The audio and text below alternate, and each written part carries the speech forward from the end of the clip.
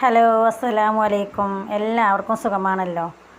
ഇന്ന് ഞാൻ നിങ്ങളുടെ മുമ്പിലേക്ക് എത്തിയിരിക്കുന്നത് ഒരു ഉഗ്രൻ സദ്യയുടെ റെസിപ്പിയുമായിട്ടാണ്. ഞാൻ ഇന്ന് ഉച്ചയ്ക്ക് ലഞ്ചിന് തയ്യാറാക്കിയൊരു സദ്യയാണത്. നമ്മൾ ഓണസദ്യയൊക്കെ തയ്യാറാക്കാറില്ലേ, ആ സദ്യയല്ല ഇന്ന് ഞാൻ തയ്യാറാക്കിയിട്ടുള്ളത്.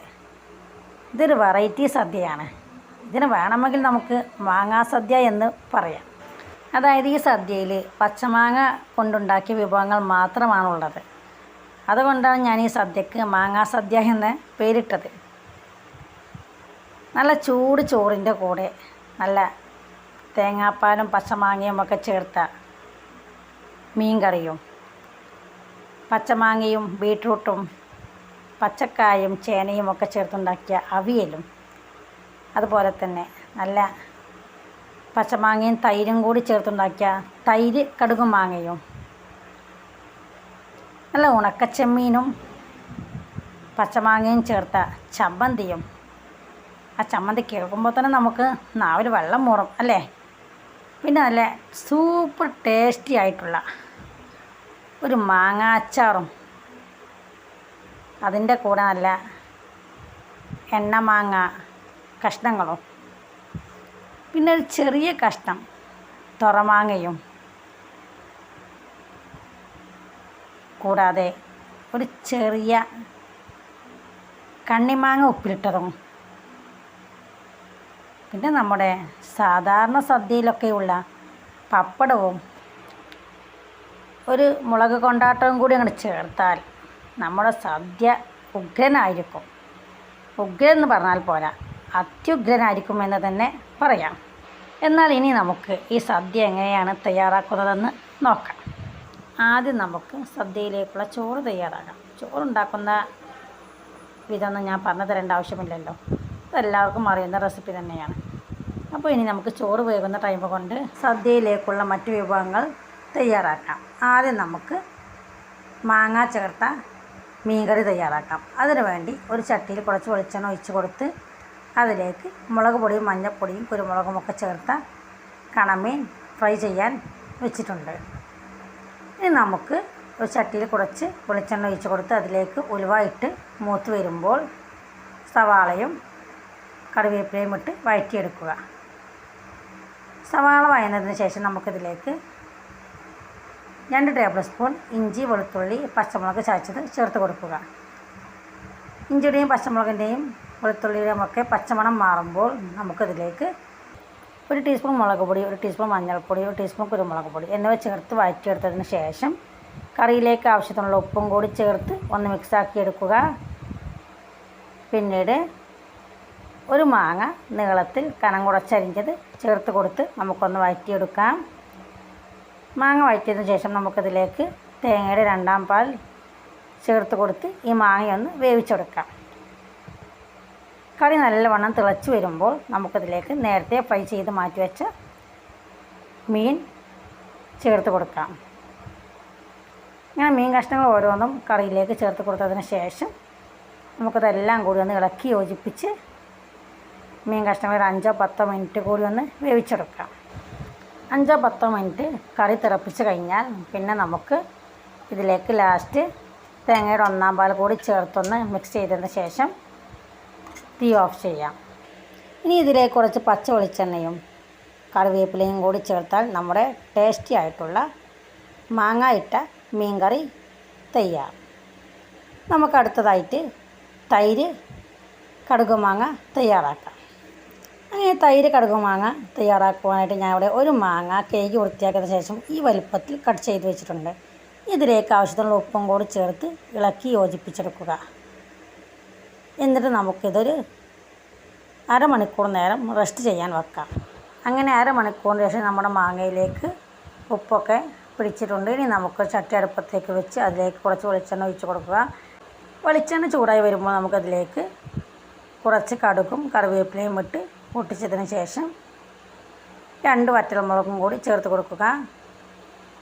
അതിനുശേഷം നമുക്കതിലേക്ക് 1/2 ടീസ്പൂൺ മുളക് പൊടി, 1/2 ടീസ്പൂൺ മഞ്ഞൾപ്പൊടി, 1/2 ടീസ്പൂൺ ഉലുവാപ്പൊടി, 1/2 ടീസ്പൂൺ കായപ്പൊടി, 1/2 ടീസ്പൂൺ കടുക് ചതച്ചത് എന്നിവ ചേർത്ത് കൊടുത്ത് വഴറ്റിയെടുക്കുക. അതിനുശേഷം നമുക്കതിലേക്ക് നേരത്തെ ഉപ്പ് തിരുമ്മി വെച്ച മാങ്ങ ചേർത്ത് കൊടുത്തൊന്ന് വഴറ്റിയെടുക്കാം.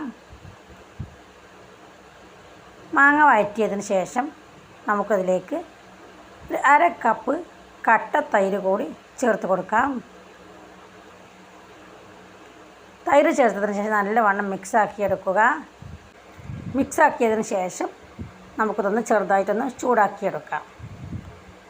തൈര് ചേർത്തതിന് ശേഷം ഒരിക്കലും ഈ കറി തിളക്കരുത്. തിളക്കുന്നതിന് മുമ്പേ നമുക്ക് തീ ഓഫ് ചെയ്യാം. അങ്ങനെ നമ്മുടെ തൈര് കടുകും മാങ്ങ അവിടെ റെഡി ആയിട്ടുണ്ട്. ഇനി അടുത്തതായിട്ട് നമുക്ക് മാങ്ങ ചേർത്ത അവിയൽ തയ്യാറാക്കിയാലോ. ഇനി ഈ അവിയൽ തയ്യാറാക്കാനായിട്ട് ഞാൻ ഇവിടെ ഒരു ചട്ടിയിലേക്ക് നീളത്തിലരിഞ്ഞ ഒരു മാങ്ങ, ഒരു പച്ചനേന്ത്രക്കായ, ഒരു ബീട്രൂട്ട്, ഒരു ചെറിയ കഷ്ണം ചേന, അതുപോലെ തന്നെ അതിലേക്കൊരു 1-2 തണ്ട് കറിവേപ്പില, ഒരു നുള്ള് മഞ്ഞൾപ്പൊടി, കുറച്ച് 1 ടീസ്പൂണോളം വെളിച്ചെണ്ണ എന്നിവ ചേർത്ത് കൊടുത്ത് നമുക്കിതെല്ലാം കൂടി ഒന്ന് മിക്സ് ആക്കിയെടുക്കാം. ഇതിലേക്കൊരു 1/4 ഗ്ലാസ് വെള്ളം കൂടി ചേർത്ത് നമുക്കിതൊന്ന് അടച്ചു വെച്ച് വേവിച്ചെടുക്കാം. ഒന്ന് തിളച്ച് കഴിഞ്ഞാൽ നമുക്കതിലേക്ക് ആവശ്യത്തിനുള്ള ഉപ്പും കൂടി ചേർത്ത് ഇതൊന്നും കൂടി ഒന്ന് മൂടി വെച്ച് വേവിച്ചെടുക്കാം. ഇനി ഈ പച്ചക്കറികളൊന്ന് കുക്കായി വരുമ്പോഴേക്കും നമുക്ക് ഇതിലേക്കുള്ള അരപ്പ് തയ്യാറാക്കാം. അതുകൊണ്ട് മിക്സിയുടെ ജാറിലേക്ക് 1 പിടി തേങ്ങ, 10 പച്ചമുളക്, 2 തണ്ട് കറിവേപ്പില, 4 ചെറിയ ഉള്ളി, ചെറിയ കഷ്ണം ഇഞ്ചി എന്നിവ ഇട്ട് കൊടുത്ത് നമുക്കൊന്ന് ക്രഷ് ചെയ്തെടുക്കാം. അപ്പോഴേക്കും നമ്മുടെ പച്ചക്കറികൾ ഇതാ നല്ലവണ്ണം കുക്കായി വന്നിട്ടുണ്ട്. ഇനി നമുക്ക് ഇതിന് മുകളിലേക്ക് ചതച്ച് വെച്ച മിക്സ് ചേർത്ത് കൊടുക്കാം. ഇതെല്ലാം കൂടി ഒന്ന് നല്ലവണ്ണം ഒന്ന് മിക്സാക്കി എടുക്കുക. അങ്ങനെ നമ്മുടെ മാങ്ങ ചേർത്ത അവിയൽ ഇവിടെ റെഡിയായി കഴിഞ്ഞു. ഈ അവിയലിലേക്ക് നമ്മൾ തൈരൊന്നും ചേർക്കുന്നില്ല. മാങ്ങയുടെ പുളി മാത്രം മതി ഈ അവിയലിന്. പിന്നെ ലാസ്റ്റ് നമുക്കതിലേക്ക് 1 തണ്ട് കറിവേപ്പിലയും കുറച്ച് വെളിച്ചെണ്ണയും കൂടി ചേർത്ത് ഒന്ന് മിക്സാക്കിയെടുക്കാം. അങ്ങനെ നമ്മുടെ മാങ്ങ അവിയൽ തയ്യാറായി കഴിഞ്ഞു. ഇനി നമുക്ക് ഏവരുടെയും പ്രിയപ്പെട്ട ഉണക്കച്ചെമ്മീൻ മാങ്ങ ചമ്മന്തി തയ്യാറാക്കാം. അങ്ങനെ ഈ ചമ്മന്തി തയ്യാറാക്കാനായിട്ട് നമുക്ക് ആദ്യം തന്നെ ചെമ്മീനൊന്ന് വറുത്തെടുക്കണം. അതുവേണ്ടി ചട്ടിയിലേക്ക് കുറച്ച് വെളിച്ചെണ്ണ ഒഴിച്ച് കൊടുത്ത് ചൂടാകുമ്പോൾ ചെമ്മീൻ ഇട്ട് കൊടുക്കാം. ചെമ്മീനൊക്കെ നമ്മുടെ ഇഷ്ടത്തിനനുസരിച്ച് നമുക്ക് എടുക്കാവുന്നതാണ്. മാങ്ങയുടെ പുളിക്കനുസരിച്ച് എടുത്താൽ മതി. ഈ ചെമ്മീൻ ഒന്ന് ചൂടായി തുടങ്ങുമ്പോൾ നമുക്കിതിലേക്ക് 1 തണ്ട് കറിവേപ്പില കൂടി ചേർത്ത് കൊടുത്ത് നമുക്കൊന്ന് ബ്രൗൺ നിറമാകുന്നത് വരെ നമുക്കൊന്ന് വറുത്തെടുക്കാം. ഇങ്ങനെ ചെമ്മീൻ ആവശ്യത്തിന് വറുവായി തുടങ്ങുമ്പോൾ നമുക്കിതിലേക്ക് 10 വറ്റൽമുളക് കൂടി ചേർത്ത് ഒന്ന് വറുത്തെടുക്കാം. അങ്ങനെ നമ്മുടെ ചെമ്മീനും വറ്റൽമുളകുമൊക്കെ നല്ലവണ്ണം വറുവായി തുടങ്ങിയാൽ പിന്നെ നമുക്ക് തീ ഓഫ് ചെയ്യാവുന്നതാണ്. ഇനി ചെമ്മീൻ വറ്റൽമുളക് കൂട്ടൊന്ന് തണുത്തതിന് ശേഷം നമുക്കൊരു മിക്സിയുടെ ജാറിലേക്ക് ഇട്ട് കൊടുത്തൊന്ന് പൊടിച്ചെടുക്കുക. പൊടിച്ചതിന് ശേഷം ഒരു മാങ്ങ കഷ്ണങ്ങളാക്കിയത് കൂടി ഇട്ട് കൊടുത്തൊന്ന് ചതച്ചെടുത്താൽ നമ്മുടെ ടേസ്റ്റി ആയിട്ടുള്ള ചെമ്മീൻ മാങ്ങ ചമ്മന്തി ഇവിടെ റെഡിയായി കഴിഞ്ഞു.